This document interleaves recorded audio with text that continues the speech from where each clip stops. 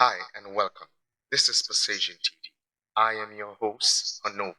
If this is the first time that you are here with us, please subscribe, like, comment, and share. We are sure to respond. Tonight, we will be discussing the recent horrible events in southern Israel, and the impact it has for the region and the rest of the world. While the events may seem distinct and specific to Hamas and Israel, there may be motives and reasons beyond.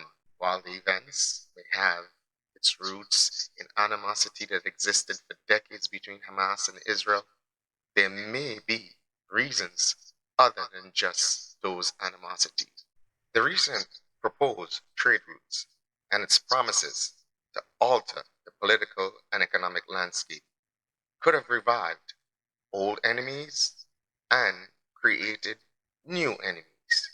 It could have created new alliances and also could have shut out existing players, something that could have resulted in deadly consequences. I'm not one for conspiracy theories, but with recent events in the world in the last couple of years, many conspiracy theories have been proven correct. So tonight, we are going to delve into the possibility, the impact the proposed trade routes could have had on this new conflict. Are the events in southern Israel just the settling of religious animosity, social animosity? Or is it quite possible that this may be part of a very much bigger geopolitical chess game? Tonight, you will have the opportunity to judge for yourself and come to your own conclusions. I will give you the facts, and you will see exactly what is going on. So you may ask, what are these trade routes existing and proposed, and how do they affect trade between East and West? So to understand, let's take a look at the old Silk Road. I'm sure we are all familiar with the old Silk Road from fundamental history, and it was a network of roads specifically designed to facilitate east-west movement of goods and services. However, the effect went way beyond goods and services. But not only goods and services was moving. You had new ideas, new religions, and most importantly, technology. So let's take a look at the map. As you can see on the map, a bunch of trade routes were created from China for the movement of goods and services through Asia and into Europe. You have to understand, looking at this map, this is just the main trade route along the Silk Road. There were a bunch, of course, tributary routes that will get goods and services to more localized regions. This created ample opportunity for money to be made in terms of taxation, as you can only imagine. This created wonderful opportunities in terms of taxation for states, in terms of delivery, in terms of protection of goods and services, and of course, there was also opportunity for the criminal element. Caravans of goods and services had to be protected. So there was ample opportunity also for security services. There was ample opportunity also for protecting those trade routes. There was also ample opportunity for providing temporary housing and food and money to be made in providing those services for people moving from east to west. In an ever-competing world and with an increase in global trade, there was absolutely a need for more interconnectivity. With that, you had the vision of the Chinese, the proposal to revive the old Silk Road on a more massive scale with greater interconnectivity and greater options. China, with its growing appetite for raw materials and potential markets, saw this as an opportunity to make sure that there is no part of the world that is not out of reach, making it possible to get much needed raw materials speedily to China, and at the same time distributing value-added goods to every corner of the earth in a very efficient manner. The plan? A massive project, creating interconnectivity by land and sea. What will be required? Massive infrastructure, railroads, highways, shipping, you name it, ports.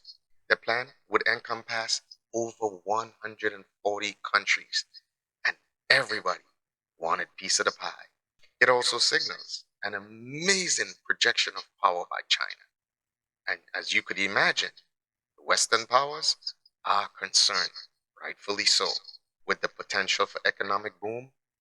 Struggling nations saw an opportunity to improve their economies. And of course, everybody dived in. But like every imperial power, nothing is given unless something is given in return. Nations that do not have the money to put up for the required infrastructure, of course, China would lend them the money. Of course, what does that create? Much needed interdependence, alliances, and reliance on each other. Something China would relish in. This project, aptly dubbed the Belt and Road Initiative, signaled to the Western powers that something had to be done to counteract the rising influence and power of China. So, to not be outdone, the Western powers proposed an initiative of their own. At the recent G20 summit in New Delhi, the Western powers proposed the India Middle East Economic Corridor, short IMEC. What is IMEC? It's a trade route from India stretching through Saudi Arabia into Israel and over to southern Europe. The IMEC deal signaled not only economic cooperation, but hopefully, as you can see, passes through United Arab Emirates, Saudi Arabia, and Israel. So, to many, it also signaled a sort of coming together of political understanding, something that not everyone will be happy about. In terms of its efficiency, however, it cuts out the more tedious route that is currently used. This corridor, with its efficient route, cuts out half of the journey that is currently in place, which goes through the Suez Canal, through the Mediterranean, and around to Europe. Let's take a look at the current existing trade route map. Okay, so let's take a look at existing trade routes to Europe and the proposed IMEC deal. If you look at the existing trade route from India to Europe, you will see that you have to pass through the Suez Canal. As you can see, if you follow me, this route is definitely much longer route. With the proposed deal, as you can see, you can go directly from India, United Arab Emirates, pass through Saudi Arabia via rail into Israel, and then on across the Mediterranean to southern Europe. This represents a major shortening of the route. Wow, that is a big difference. But in a world where there is competition, no one wants to be undone and left out. And here we have North-South Transport Corridor, International North-South Transport Corridor. And what do we have? And what do we have here? A route that goes from Mumbai through Iran, through Russia, and then over to Europe. Wow. With so many routes, somebody may end up bumping into somebody. Again, as you can see, the Suez Canal route is much longer. Let's take a look again at the proposed China trade route map. And what do you notice? Very inclusive. Again, as I have said, almost 140 countries. On the surface, that seems to be a very good thing. In this world of money and power, nothing is done without motives. And even when these things are being done, there is always players who are existing in the game, and you just might offend these existing players, or you might just be taken away, as we would say, food from their mouths. So, we all know the story of that guy called the IMF. Mm. So, we all know the story of that guy called the IMF. Big honcho, banker, lender, downright money grubbing freak. So, China comes along and says, look, these struggling countries, I will help you with your infrastructure if you get on board with this deal. Pretty attractive, isn't it? But what does that do to Mr. IMF? Cuts him out of the deal. Now he's pissed off. Hey, I'd be looking over my shoulder. You cannot offend that principality and power and expect things are going to be good. So, if the North-South trade corridor becomes the most prominent, what do we have? Trade from India, through Iran, through Russia, and into Europe. But what if the IMEC corridor becomes more prominent? What do we have? Trade through India, United Arab Emirates, through Saudi Arabia, through Israel, and to Southern Europe. Pretty competitive, isn't it? So as you can see, in the North-South trade corridor, who are the countries that are cut out? Saudi Arabia is cut out. Turkey is cut out. Israel is cut out. I don't think they would be happy campers. In the IMEC deal, the India-Middle East corridor, what do we have? Who's cut out? Iran is cut out. Turkey is cut out. Russia is cut out. I don't think they would be happy campers. So with all these major players being cut out one way or the other, this is bound to have some sort of deadly consequences. And in a world where things are not always openly said and diplomacy is always duplicit, who knows? But don't take my word for it. What do I know? You use your sense of reasoning, judgment, and observation, and you may come to the right conclusions. In a world where sometimes diplomacy and negotiations fail, there is always the possibility that the military will be used.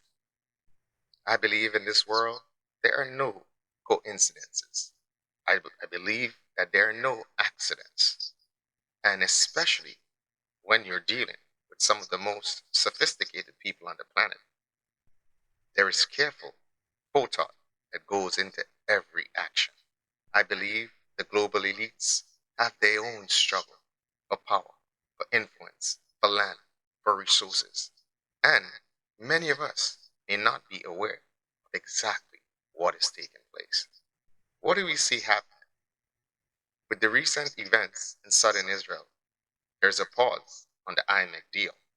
Remember, in this world, with so much surveillance, everybody is looking at everybody. And everybody has an opportunity to get involved in exactly what they see is going on. Some may actively participate in what is going on, and some may passively sit by and let what is going on continue to go on. One thing is for sure, it depends on how far the big players are willing to go.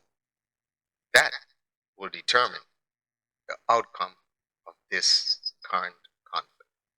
If the big players do not decide how far they are willing to let this conflict go, and quickly decide how far they are willing to let this conflict go, then we have a situation that there will be a slow walk into an Armageddon-like conflict. The proportions and the extent to which the world has never seen. It is pretty interesting how all things could be seemingly going well, and economic prosperity is talked about, and economic prosperity could be on the horizons. However, one simple spark, one simple event can trigger an extensive domino effect. The question remains, how far would the globalist elite go in this conflict? Would they choose the side of economic prosperity and limited power and influence? Or would they choose the side of arrogance and determination to drive us into a global conflict? So, with all of this, ultimately, you may ask yourself, what do you need to do to prepare yourself for all eventualities? Well, there are two things: physical safety and security, and financial safety and security. So, how do you physically protect yourself? How do you financially protect yourself with all of this? Physical safety. Build your bunker. Build your bunker. And, interestingly enough, this is not a complicated process. They're very simple materials that you can use, and it's also not a very expensive undertaking. So, just limit the amount of coffee that you drink every day for for a month or for a few weeks. Limit the amount of clothes and shoes that you spend on per month. And just maybe, you might have enough to get some raw materials to start building your bunker. As for financial security, definitely want to get out of fiat currency. Do not want to be holding that dollar when the shit hits the fan. Definitely do not want to be holding paper money. So, interestingly enough, we were talking about the Silk Road. And what was traded? Gold, silver, metals, name it. So, interestingly, this is a time that you should be taking a look into getting into some old-fashioned gold and raw materials. However, this may all blow over, right? This may all change. We could wake up next week and this conflict could be resolved. That's a possibility. So, if that is a possibility and you want to continue to invest, what do you invest in? Obviously, there's a war. You invest in war stocks. You invest in semiconductors. You invest in technology. So, there's always risks, but hedge your position. So, what I'm going to do now, I'm going to provide you with a link where you can take a look at and you could get some assistance and some, little info on how to build a relatively cheap bunker.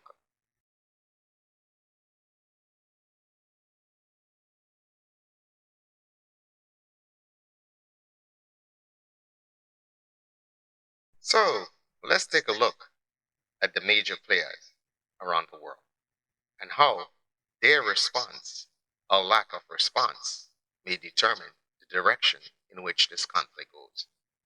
First and foremost, we have to understand that all the major players have their own interests at heart. Let's look at China. The BRI project, Belt and Road Initiative project, as we have discussed. Do they have an incentive for this conflict to continue? Maybe not. I think they will prefer that there is calm and they can continue with the Belt and Roads Initiative. It's a win-win for them. Let's look at Russia. Well, as we've seen from the map, I don't think they will be too happy.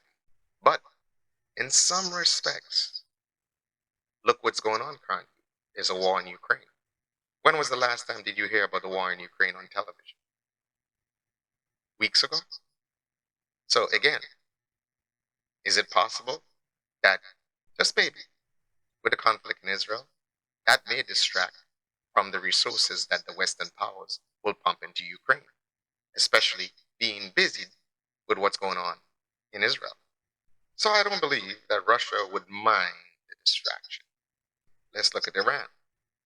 Quite possibly, Iran is in a difficult place because everyone seems to think, or is a legend, that Iran may in some way, whether actively or passively, be involved in all that was taking place? I am not sure. I don't think that currently Iran wants a conflict, open conflict with the West. I think, however, that they could be very unhappy with the deals that are being made and does not involve them. So whether they sit on the sidelines and allow things to passively happen, who knows? Saudi Arabia and Egypt. Of course, in some respects, Egypt could feel slighted. Again, an IMEC deal would cut out a lot of the trading that goes through the Suez Canal. As to whether or not they will do something actively to sabotage the process, I don't think so. As for Saudi Arabia, I believe they were looking forward to that IMEC deal. Again, a major portion of it would be passing through Saudi Arabia. So just imagine the money to be made in terms of taxation, infrastructure development. Hey, it's a win-win for them. So I don't believe that they would be too happy with the recent developments in the Middle East. Israel, of course, is devastated. It's a horrible tragedy. It shows a failure of intelligence. It shows military failure of epic proportions. So they're in a very difficult situation. There may be a tendency to want to overcompensate for those failures. That in itself is very dangerous. It is difficult with such tragedy to tell them how to deal with it. Palestinians, they are bearing the brunt of this onslaught.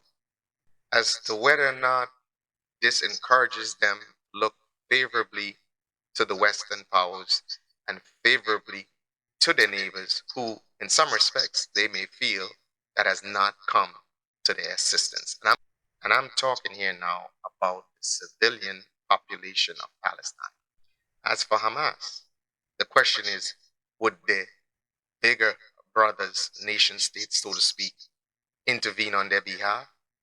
Keeping in mind, the stated goal of Israel is the complete annihilation of Hamas. The question is, would the major players sit by idly and allow Hamas to be eliminated? Some may say that they see Hamas as an ace card in the geopolitical situation that exists in the Middle East. Then you have Hezbollah to the north of Israel. Are they going to sit by idly and see what's taking place? Already, we have seen there have been some cross-border shelling between Israel and Hezbollah. How does that affect the current conflict? So, all in all, we have a powder keg waiting to be ignited. Hopefully, cool heads prevail, and we can all get back to a peaceable life. So thanks again for watching Persazion TV. Good night.